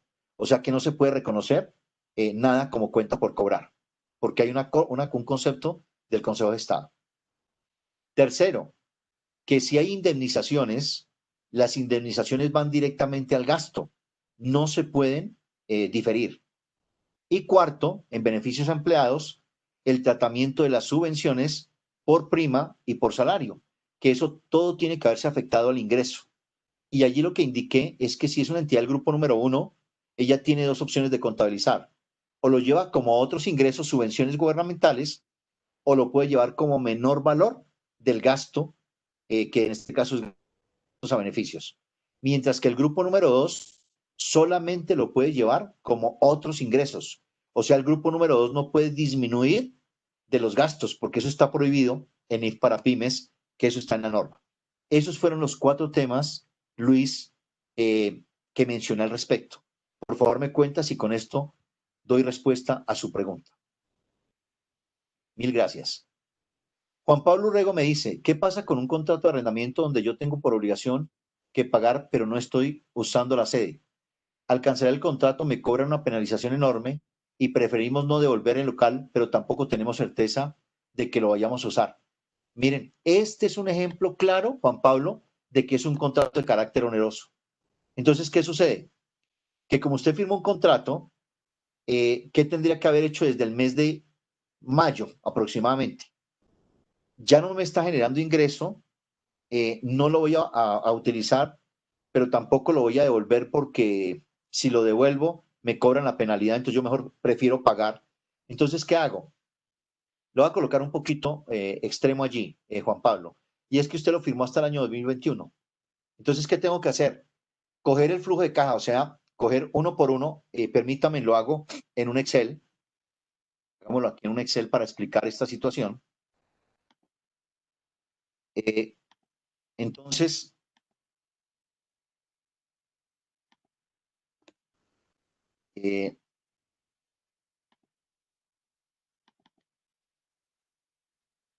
hagamos aquí el Excel de qué pasaría con el contrato oneroso. Digamos que ese contrato lo firmé en enero. Yo pago 5.300.000 pesos por el canon. Y todo lo firmé por 2 años. Entonces, enero pagué, febrero pagué los 5.300.000, pero a partir de marzo, inclusive pagué marzo, pero a partir de abril ya no pagué. Entonces, ¿qué pasa? Noten ustedes que aquí llevando gasto bancos. Ahora, entonces yo qué digo, ¿cuántos meses me quedan por pagar? 21. ¿Cuánto tengo que pagar en cada uno? Asumamos que no tenga incremento 5.300.000. Yo digo, mire, una tasa incremental de un crédito bancario, hoy la tasa mensual está en el 1.75%. O sea que se hace con tasa de mercado. Entonces, en el mes de abril, ¿yo qué tuve que haber hecho? Tomar valor presente, valor actual, tomar tasa del 1.75, número de periodos 21 y pagos menos 5.300.000. O sea que tendría que reconocer en el mes de abril haber hecho un registro contable llevando gasto, arrendamiento, los 92 millones contra una provisión. Esto es lo que se denomina un contrato de carácter oneroso. Y como no lo estoy usando, no me está produciendo ingreso, me está produciendo más gasto que ingreso, es oneroso. Entonces, en la contabilidad, ¿qué hago? Reconozco la totalidad. Si me estuviese produciendo ingreso, miren que lo llevo gasto bancos, pero mes a mes. En este caso, ¿qué pasa? Que lo tengo que llevar a los 92 millones y lo reconozco todo. O sea, reconozco lo de los 2 años. ¿Y ahora qué voy a hacer? Entonces, voy pagando y voy causando el costo amortizado de esta obligación. Entonces, desde ese punto de vista, lo que tenemos allí es un contrato de carácter oneroso. Entonces, eso significa, y aquí me dice Juan Pablo, al cancelar el contrato me cobra una penalización enorme y preferimos no devolver el local. Eso es lo que tendría que hacer. Calcular el valor presente, reconocerlo, y cada vez que va pagando va disminuyendo esa provisión. O sea que cuando termine 31 de diciembre, conociendo el gasto del año 2021. ¿Por qué? Porque es un contrato de carácter oneroso. Bien. Luis Fernando Chavarri dice, mil gracias por este espacio brindado. Ok, mil gracias. Está desde Pereira. Bien, Luis Fernando. Un saludo a esa tierra bella en Pereira. Oscar Gallego me dice, ok, esto es un tema de agradecimiento. Bueno, perfecto. Muy bien, creo que no hay preguntas. Perfecto. Ok. Aquí tengo, Luis Pulgarín me dice, en el caso que la compañía no tenga en sus políticas los indicios de deterioro de cartera y propiedad frente de equipo, ¿cuál es el procedimiento para incluir en las políticas? En este caso no requiere aprobación del máximo órgano de la entidad. No, señor, porque es una estimación contable. Entonces usted lo que hace es desarrollar los checklists, incorporarlos y decir que esto es lo que se va a aplicar año tras año, pero ahí no hay cambio en política contable, porque es una estimación contable. Así es, Luis. Perfecto. Bueno, le doy la palabra entonces para hacer el cierre de esta presentación, que agradezco altamente la invitación que me ha hecho el profesor Germán, que hemos compartido en algunos escenarios, y por supuesto a todo el equipo de AFID. Realmente muy complacido de haber estado con ustedes el día de hoy. Mil y mil gracias. Espero haber aportado un granito de arena en este proceso, y esperamos vernos en una próxima oportunidad. Mil gracias a todos, buenas noches, y le doy la palabra a los organizadores de AFID para cerrar este evento. Mil gracias. Profesor Luis Henry, agradecemos nuevamente su presencia en esta conferencia, agradecemos también la presencia de todos los asistentes a la misma y les recordamos que al finalizar se les enviará tanto la presentación como una encuesta de satisfacción del evento que esperamos nos devuelvan debidamente diligenciada. Esto con el fin de evaluar los eventos y poder seguir haciendo muchos más de estos espacios que ahora tendrán que hacerse de manera virtual. Nuevamente, muchas gracias a todos por su participación. Feliz noche.